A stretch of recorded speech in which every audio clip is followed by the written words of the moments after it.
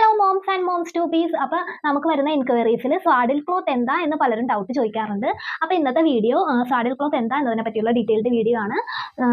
ഒരു എക്സാമ്പിൾ പറയുകയാണെങ്കിൽ നമ്മുടെ പേളി മാണിയുടെ കുഞ്ഞുങ്ങളുടെ വീഡിയോ കണ്ടിട്ടുള്ളവർക്ക് അറിയാം, ഫോട്ടോസ് കണ്ടിട്ടുള്ളവർക്ക് അറിയാൻ പറ്റും. അവർ ഇതുപോലത്തെ സ്വാഡിൽ ക്ലോത്തിലാണ് കുഞ്ഞിനെ സ്വാഡിൽ ചെയ്ത്. സ്വാഡിൽ ക്ലോത്തിന്റെ മെറ്റീരിയൽ വരുന്നത് മസ്ലിൻ മെറ്റീരിയൽ ആണ്. കുഞ്ഞുങ്ങൾക്ക് നല്ല സ്യൂട്ടബിൾ ആയിട്ടുള്ള മസ്ലിൻ ക്ലോത്ത് മെറ്റീരിയൽ ആണ് വരുന്നത്. ഡബിൾ ലെയർ ആണ് കേട്ടോ, 2 ലെയർ വരുന്നുണ്ട്. ഇതിന്റെ സൈസും അതുപോലെ തന്നെ 1x1 മീറ്റർ ആണ് ഇതിന്റെ സൈസ് വരുന്നത്.